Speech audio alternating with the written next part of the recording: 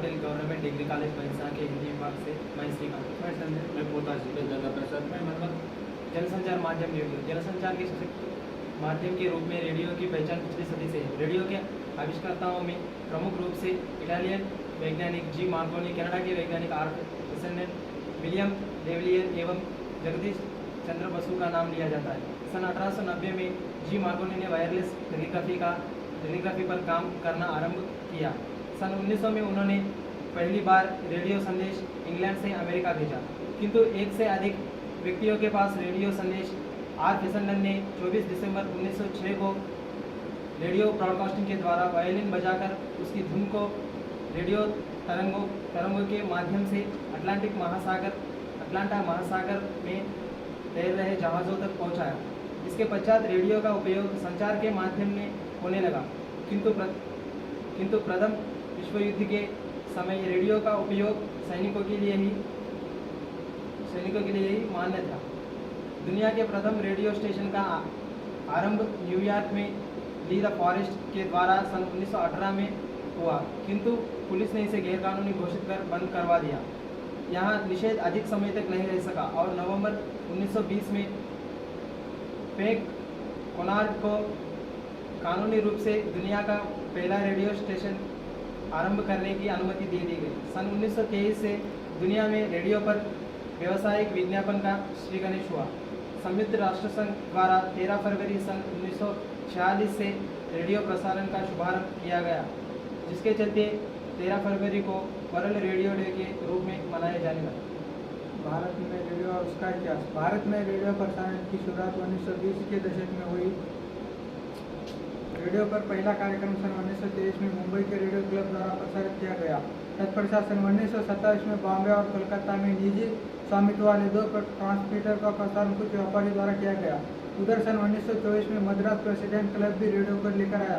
इस क्लब ने सन 1927 तक प्रसारण किया, हालांकि बाद में आर्थिक परेशानी के चलते इसे बंद कर दिया गया। भारत सरकार ने प्रसारण का दायित्व स्वयं पर लेते हुए सन 1925 में इंडियन ब्रॉडकास्टिंग सर्विस नामक विभाग शुरू किया, जिस सन 1936 में नाम बदलकर ऑल इंडिया रेडियो कर दिया गया। भारत सरकार द्वारा बनाई गई ये सेवा एक राष्ट्रीय सेवा थी, जिस पश्चात पूरे देश में इसे प्रसारण के लिए स्टेशन बनाए गए और देश के कोने कोने तक इसे प्रसारित किया गया।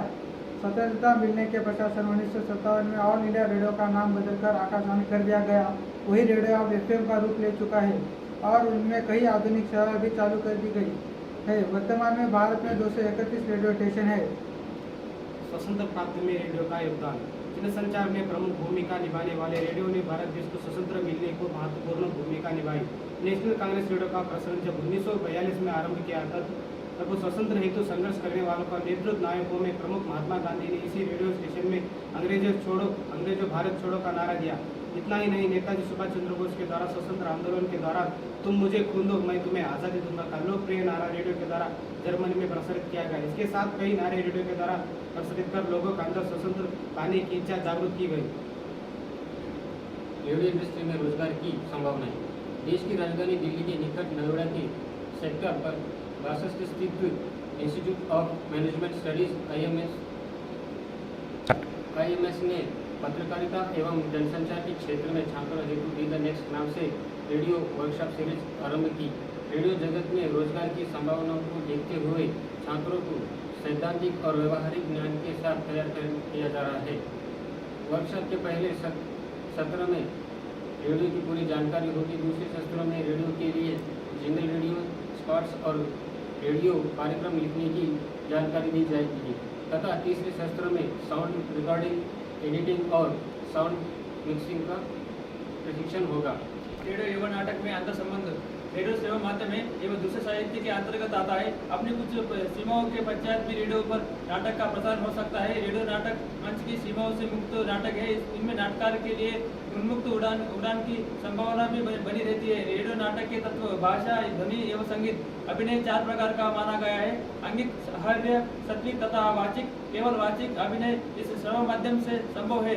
संगीत सामान्यतः दृश्य परिवर्तन के लिए उपयोग में आता है या संवाद के बीच के अंतराल को भरने के लिए भी होता है और नाटक की विषय वस्तु और तथ्य के अनुरूप वातावरण के निर्माण के लिए भी वीडियो का चहसाना, सुबह का संगीत और विविध भर्ती की सिग्नेचर ट्यून से भी सुबह का आभार कराया जाता है।